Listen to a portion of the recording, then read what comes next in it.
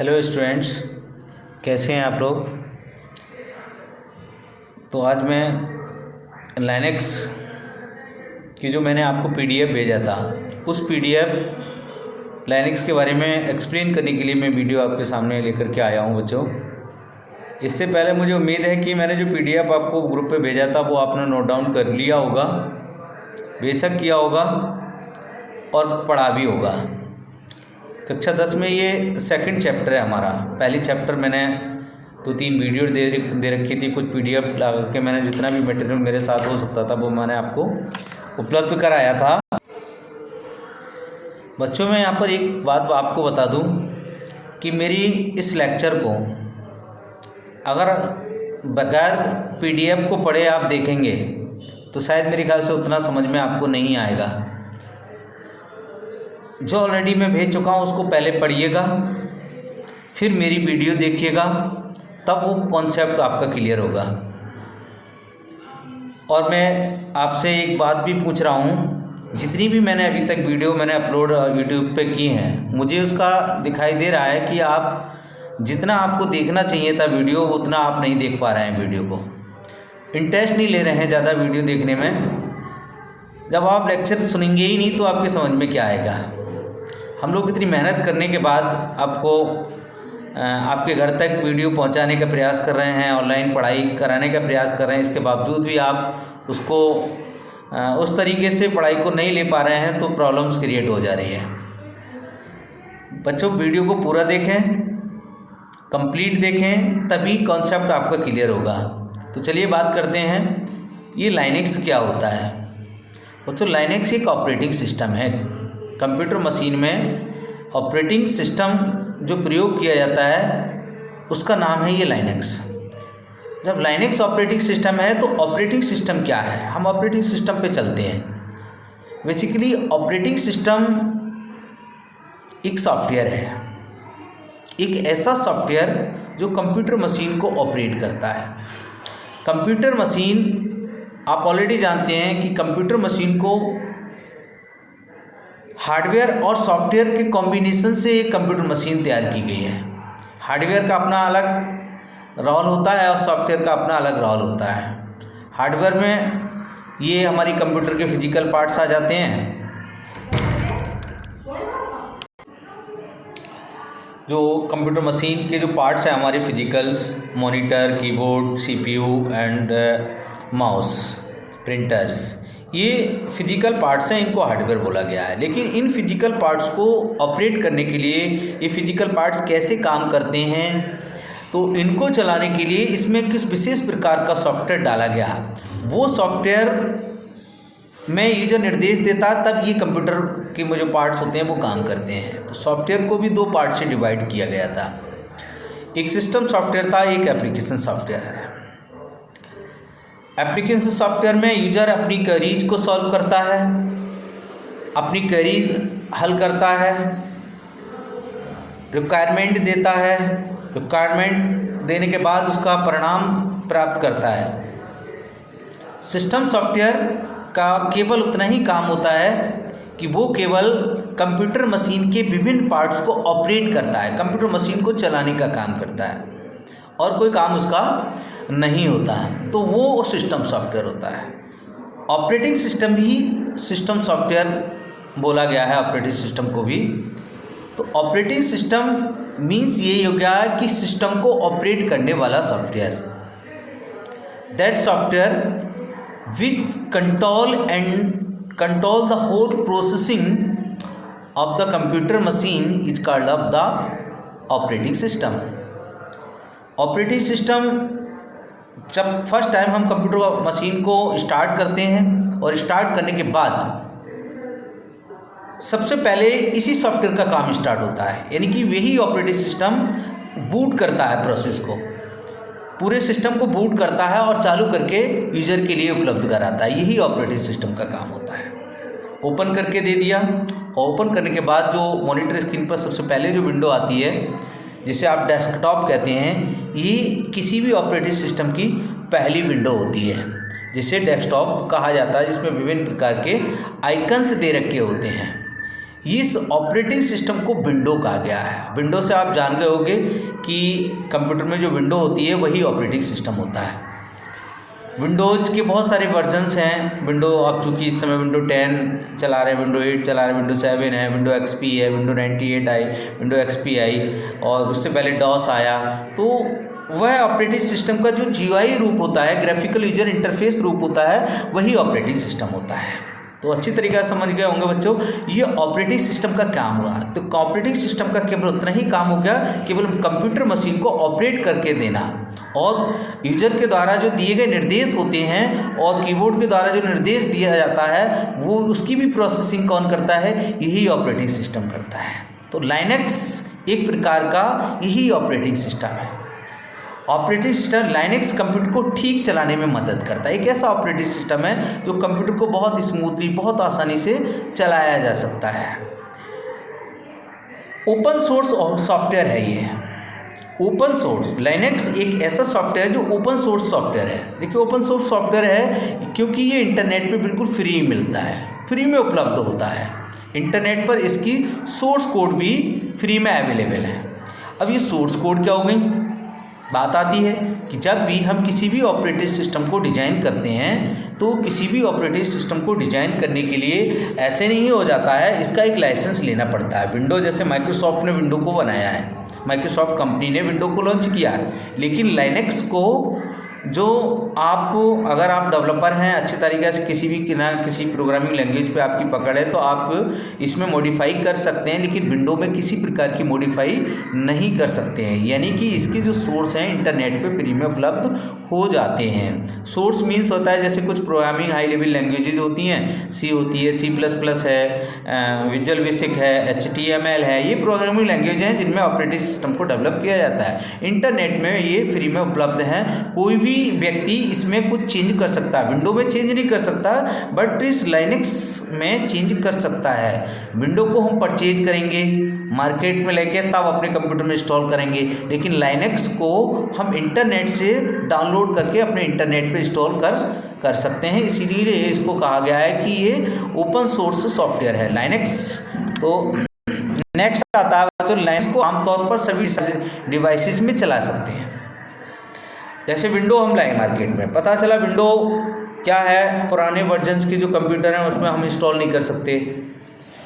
कुछ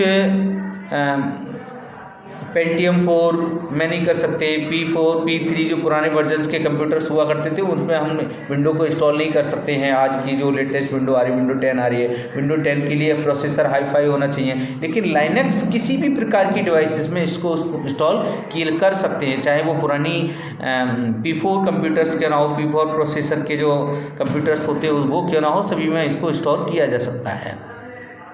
source code के लिए ओपन रहता है, इसे कोई भी अपने हिसाब से बदल सकता है। मैंने बताया था कि कोई व्यक्ति अगर इसमें कुछ चेंज करना चाहता है तो इसमें मॉडिफाई कर सकता है, अपने हिसाब से मॉडिफाई चेंज कर सकता है इसमें, ठीक है। तो ये लाइनक्स ऑपरेटिंग सिस्टम है। अब बात करते हैं लाइनक्स के इतिहास की हिस्ट्री। लाइनक्स यूनिक्स का एक एडवांस वर्जन है। इससे पहले यूनिक्स डेवलप हुआ था। इसे 1960 में AT&T कंपनी की इलेक्ट्रॉनिक संचार क्षेत्र में काम करती थी। एक लेबोरेटरी थी, एक लैब थी जो इलेक्ट्रॉनिक और कम्युनिकेशन में काम करती थी। उसमें यूनिक्स का क्या किया गया था, डेवलपमेंट किया गया था। चूँकि यूनिक्स एक सिंगल यूजर ऑपरेटिंग सिस्टम था, मीन्स इस पर केवल एक ही व्यक्ति बैठ करके कंप्यूटर को ऑपरेट कर सकता था। तो इसमें कुछ कमांड्स के आधार पे ही हम इसको ऑपरेट कर सकते थे, तो बहुत ज़्यादा कॉम्प्लिकेटिव था इसको यूज करने के लिए। तो इसको एडवांस वर्जन इसी में से कुछ मॉडिफाई किया गया और लाइनक्स को बनाया गया था। ये वही लैब है, आपको बच्चों बता दूं कि जिस लैब में ग्राहम बेल ने टेलीफोन का आविष्कार किया था, इसी लैब में यूनिक्स का भी आविष्कार किया गया था। सन 1991 में लाइनस टोरवाल्ड्स, ये जो आप स्क्रीन पर देख रहे हैं, इन्होंने आपका दोस्त अनुज,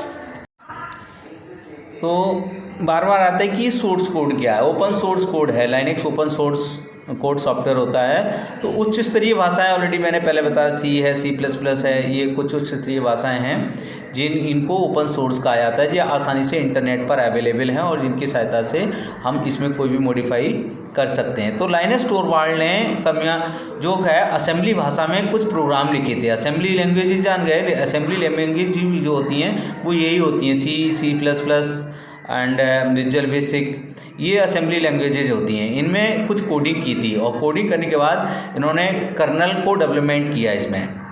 तो 1991 में पहली बार लाइनक्स को ऑपरेटिंग सिस्टम के रूप में लोगों के सामने को लाया गया था। ठीक है, तो ऑपरेटिंग सिस्टम जो लाइनक्स ऑपरेटिंग सिस्टम है ये 3 वेज पे वर्क करता है। क्योंकि सबसे पहला आता है क्योंकि लाइनस टोरवाल्ड ने इसको कर्नल बेस बनाया था, पूरा ऑपरेटिंग सिस्टम को कर्नल बेस तैयार किया था। ये कर्नल क्या है? कर्नल बेसिकली एक ऐसा प्रोग्राम होता है ये कि लाइनक्स ऑपरेटिंग सिस्टम को, संपूर्ण लाइनक्स ऑपरेटिंग सिस्टम को कंट्रोल रखता है, जो हार्डवेयर और सॉफ्टवेयर के बीच में कम्युनिकेशन का काम करता है, एक ब्रिज का काम करता है, एक सेतु का काम करता है। यूजर जो काम कर रहा होता है और सॉफ्टवेयर के अंदर यूज़र क्या चाह रहा है, यूज़र की रिक्वायरमेंट सॉफ्टवेयर के पास पहुंचना, हार्डवेयर के पास पहुंचाना, हार्डवेयर की रिक्वायरमेंट यूज़र के पास पहुंचाना, ये काम जो होता है वो कर्नल पार्ट करता है। ये ऑपरेटिंग सिस्टम का ही एक पार्ट होता है बच्चों। नेक्स्ट चलते हैं आगे। लाइनक्स ऑपरेटिंग सिस्टम को लाइनक्स टोरवाल्ड ने बनाया था 1991 में, इसका ये आविष्कार किया गया था। लाइनक्स एक तरीक़ा से यूनिक्स का मॉडल है। यूनिक्स का मतलब एडवांस वर्जन है यूनिक्स का, ओके, क्योंकि ये यूनिक्स का एडवांस वर्जन है। इट मीन्स यूनिक्स को ही मॉडिफाई करके लाइनक्स को, हमारे लाइनस टोरवाल्ड्स ने इसको 1991 में तैयार किया गया था। फिर नेक्स्ट चलते हैं। उसके बाद लाइनक्स के 3 लेवल होते हैं, कर्नल, डेस्कटॉप और डिस्ट्रीब्यूशन। कर्नल ऑलरेडी बता ही दिया, हार्डवेयर और सॉफ्टवेयर के बीच में जो ब्रिज का काम करता है वो कर्नल होता है। यूज़र द्वारा दिए गए निर्देशों को और हार्डवेयर तक पहुंचाने का काम, नियंत्रण करने का काम कर्नल का होता है। नेक्स्ट आता है डेस्कटॉप। डेस्कटॉप मीन्स कि कर्नल, लाइनक्स का अपना एक डेस्कटॉप भी होता है। लाइनक्स 2 प्रकार का है, GUI और CUI, character base user interface and graphical user interface. ये विंडो बेस भी होता है, इसकी अपनी एक विंडो भी होती है और इसमें कमांड बेस भी काम किया जा सकता है, इसलिए इसको डेस्कटॉप भी होता है। डिस्ट्रीब्यूशन, किसी कर्नल में कंप्यूटर चलाने के लिए सबसे पहले कमांड करना पड़ता है। डिस्ट्रीब्यूशन मतलब कंप्यूटर को ऑपरेट करने के लिए कुछ कमांड बेस होती हैं। मैंने बताया था CAI, character based operating system. तो कमांडों के द्वारा चलाया गया सॉफ्टवेयर है वो लाइनक्स के अंतर्गत आ जाता है। फीचर्स ऑफ लाइनक्स, लाइनक्स की विशेषता क्या है? लाइनक्स ऑपरेटिंग सिस्टम के बहुत सारे फीचर्स होते हैं। सबसे पहला फीचर है ये पोर्टेबल है, मतलब कि किसी भी प्रकार के कंप्यूटर हार्डवेयर में सपोर्ट किया जा सकता है। पहले ऑलरेडी किसी भी प्रकार के एप्लीकेशन सॉफ्टवेयर को ये सपोर्ट कर सकता है, चाहे वो कितना ही पुराना कंप्यूटर्स क्यों ना हो, किसी भी प्रकार के प्रोसेसर उसमें यूज क्यों ना रहा हो, सभी में इसका प्रयोग किया जा सकता है। ओपन सोर्स है, ऑलरेडी मैंने बताया फ्री में अवेलेबल, इंटरनेट पर इसके जो सोर्स कोड हैं वो फ्री में अवेलेबल होते हैं। प्रोग्रामिंग लैंग्वेजें, हाई लेवल लैंग्वेजेज हैं वो आपको फ्री में इंटरनेट पर मिल जाती हैं। मल्टी यूजर ऑपरेटिंग सिस्टम है ये, एक साथ बहुत सारे काम यूजर बैठ करके इस कंप्यूटर पे काम कर सकते हैं, इसलिए इसको मल्टी यूजर ऑपरेटिंग सिस्टम कह सकते हैं। नेटवर्किंग इंफॉर्मेशन सर्विस, नेटवर्क जो तैयार किया जाता है हमारा, बहुत सारे कंप्यूटर्स को आपस में जोड़ करके जो नेटवर्क इस्टेब्लिश किया जाता है, उस नेटवर्क में सबसे ज़्यादा फाइलों को आदान प्रदान करने में सबसे ज़्यादा सहायक जो होता है ये लाइनक्स ऑपरेटिंग सिस्टम होता है। कह सकते हैं कि जिन कंप्यूटर्स में ये लाइनक्स पड़ा होता है वहाँ इजीली नेटवर्क का डेवलपमेंट हो जाता है, क्योंकि इसमें पासवर्ड शेयर की बहुत ज़्यादा अच्छी फैसिलिटी अवेलेबल हो जाती है और फाइलों को शेयर आदान प्रदान भी बहुत जल्दी आसानी से हो जाता है। सिक्योरिटी फीचर्स, देखिए इसमें सिक्योरिटी फीचर्स बहुत सारे अच्छे सिक्योरिटी फीचर्स का प्रदान करता है, जैसे पासवर्ड प्रोटेक्शन। अगर हम पासवर्ड प्रोटेक्शन है, मान लीजिएगा हमारा पासवर्ड है, हम इसमें हमने पासवर्ड डाल दिया और पासवर्ड का जो सुरक्षा प्रदान हम आसानी से इसमें कर सकते हैं। अगर हम बाय द वे भूल जाते हैं तो आसानी से हमारा पासवर्ड भी ओपन इसमें हो जाता है। तो सिक्योरिटी फीचर्स भी इसमें बहुत ज़्यादा इम्पोर्टेंट है, स्ट्रॉन्ग भी है। वर्चुअल मेमोरी, इसके साथ साथ वर्चुअल मेमोरी मीन्स हो सकता है कि जो कंप्यूटर्स की अपनी मेमोरी होती है, इसके साथ साथ हम एक्स्ट्रा मेमोरी भी इसमें लगा करके काम किया जा सकता है। वर्चुअल मेमोरी जैसा हार्ड डिस्क है, सीडी ड्राइव है, सीडी है, इनको एक्स्ट्रा डिवाइस भी लगा सकते हैं मेमोरीज का और अपना वर्क कर सकते हैं। मल्टीटास्किंग, बहुत सारा लाइनक्स ऑपरेटिंग सिस्टम मल्टीटास्किंग होता है। इसका मतलब है कि एक समय में बहुत यूजर इसमें कार्य कर सकते हैं, इसलिए इसको मल्टीटास्किंग और मल्टी यूजर भी कहा गया है। यूजर बहुत सारे काम कर सकते हैं, इसलिए बहुत सारी क्वेरीज भी इसमें पूछी जा सकती हैं। ठीक है, इसके गुण कौन कौन से, फायदे बेनिफिट क्या क्या है। एक ऑपरेटिंग सिस्टम है जो इंटरनेट पर बिल्कुल फ्री में मिलता है, इससे लाइनक्स डाउनलोड कर सकते हैं। Linux open source operating system है जिसका कोड इंटरनेट पर फ्री में अवेलेबल है, यानी कि आप जैसे भी इंटरनेट पर इसे आसानी से प्राप्त कर सकते हैं। अपने कंप्यूटर पर अगर लाइनक्स को इंस्टॉल करना चाहते हैं देन इंटरनेट पर जाइएगा और इसके लिंक को डाउनलोड कर लीजिएगा और अपने सिस्टम पर आप आसानी से डाउनलोड कर सकते हैं, इंस्टॉल कर सकते हैं। लाइनक्स की बड़ी संख्या में एक साथ मैनेज कर सकते हैं। लाइनक्स की परफॉर्मेंस वर्क स्टेशन नेटवर्क में हाई लेवल की होती है, यानी कि जो कार्य करने की जो क्षमता होती है वो बहुत ज़्यादा स्ट्रांग होती है। मल्टी यूजर ऑपरेटिंग सिस्टम है, बहुत सारे यूजर इसमें प्रयोग कर सकते हैं। मतलब बहुत सारे यूजर का मीन्स आप समझ ही रहे होंगे। मैं कंप्यूटर को चलाने वाला व्यक्ति जो यूजर होता है, इसमें बहुत सारे लोग एक साथ बैठ करके काम कर सकते हैं। तो लाइनक्स सुरक्षा की अच्छी सुविधा, पासवर्ड प्रोटेक्शन, ऑलरेडी मैंने बताया था अभी कि पासवर्ड की प्रोटेक्शंस बहुत अच्छी है, प्रोटेक्ट करता, सुरक्षा प्रदान करता है हमारे पासवर्ड की। ये आसानी से किसी को हैक नहीं होने देता पासवर्ड को। तो ये इसमें है। आर्किटेक्चर देखिए, ये बहुत इंपॉर्टेंट है, आर्किटेक्चर ऑफ लाइनक्स का। बच्चों मैं यहाँ बता रहा हूँ, साइड में ही ले जाता हूँ मैं आपको, मेरा कैमरा ये है यहाँ पर, आप देखिएगा, आप शायद ये है एक स्ट्रक्चर है लाइनक्स का। सबसे पहले हार्डवेयर, कर्नेल और सेल। सबसे पहले hardware means computer machine hardware के रूप में है, उसके बाद में ऑपरेटिंग सिस्टम इसमें इंस्टॉल करना पड़ता है। सबसे पहले कर्नेल का काम आता है। कर्नेल एक्चुअली आप अभी मैंने बता ही दिया है, ये सेतु का काम करता है, ये ब्रिज का काम करता है, ये कंट्रोल करता है सॉफ्टवेयर को, एप्लीकेशन को और यूजर को, सभी तीनों चीज़ों को कॉम्बिनेशन करने का काम कर्नेल का होता है। उसके बाद सेल आते हैं। सेल क्या होता है, ये भी प्रोग्राम्स होते हैं जो हमारे एप्लीकेशंस और कर्नेल के बीच में और यूजर के बीच में ये भी कम्युनिकेशंस करते हैं बीच में। और लास्ट में इसमें क्या आता है, कुछ एप्लीकेशंस क्या होती हैं, जो आप अपने ऐप डालते हैं, आप अपने सॉफ्टवेयर डालते हैं, जैसे MS वर्ड डाल दिया, X वर्ड डाल दिया, वर्ड डाल दिया, और आपने पावर पॉइंट इंस्टॉल किया है, आपने C++ इंस्टॉल किया है, फोटोशॉप इंस्टॉल किया है, आपने अपनी आवश्यकता के अनुसार जो सॉफ्टवेयर इंस्टॉल किए होते हैं उनको हमने एप्लीकेशंस बोला जाता है, जिस एप्लीकेशंस में यूजर बैठ करके अपना वर्क करता है। और फाइनली कौन चलाता है, इसको यूजर चला रहा है। कर्नेल बता दिया था क्या होता है, ये जो प्रोसेस होती है उस प्रोसेस को एग्जीक्यूट करता है, एलोकेट करता है, मेमोरी को एलोकेट करता है, मेमोरी को बांटने का काम करता है, कौन सी मेमोरी में कौन से डाटा स्टोर होगा, कहाँ पर प्रोसेस कौन सी होगी, ये कर्नेल निर्धारित करता है। कर्नेल के दो पार्ट होते हैं, मोनोलिथिक कर्नेल और माइक्रो कर्नेल। मुख्य निम्नलिखित हैं, फाइल सिस्टम को मैनेज करना, कंप्यूटर मेमोरी को मैनेज करना, ये इसी के वर्क होते हैं कर्नेल के। इंटरप्ट को हैंडल करना, डिवाइसेस को मैनेज करना, प्रोसेस को मैनेज करना। प्रोसेस आप जानते हैं, जो कंप्यूटर की जो प्रोसेसिंग होती है, हमने कोई काम दिया और काम करने के बाद जो कार्य किया जाता है प्रोसेसर के द्वारा, वही प्रोसेस होती है। तो उस प्रोसेस को मैनेज करने का भी काम किसका होता है, ये कर्नेल का ही होता है। मेमोरी में चल रहे प्रोग्राम को शेड्यूल तैयार करना, मेमोरी में कौन कौन से प्रोग्राम किस जगह स्टोर किए जाएंगे, ये भी काम किसका होता है, ये भी हमारे कर्नेल का हो जाता है। क्या था, सेल एक सॉफ्टवेयर इंटरफेस है जो कि यूजर और कंप्यूटर के साथ इंटरफेस करने का काम करता है। दैट मीन्स ये है कि जो हम सॉफ्टवेयर में काम कर रहे होते हैं, जिस सॉफ्टवेयर में यूजर बैठ के काम कर रहा होता है, उसका और कंप्यूटर के बीच में कम्युनिकेशन इस्टेब्लिश करना, ये सेल का काम होता है। मैंने बताया था, शायद आपको ध्यान होगा बच्चों, कि ये ऑपरेटिंग सिस्टम यूजर और कंप्यूटर के बीच में एक इंटरफेस का काम करता, तो वो सेल पार्टी होता है। जैसे बताया कि कंप्यूटर अपने लैंग्वेज को नहीं जानता, हम कंप्यूटर की लैंग्वेज को नहीं जानते, तो हमारी लैंग्वेज को कंप्यूटर की लैंग्वेज में कन्वर्ट करना और कंप्यूटर की लैंग्वेज को हमारी लैंग्वेज में कन्वर्ट करना, ये भी एक कंप्यूटर का काम, सॉरी ऑपरेटिंग सिस्टम का काम होता है। तो वही ऑपरेटिंग सिस्टम सेल का काम होता है, तो ये इंटरेक्ट करने का काम करता है।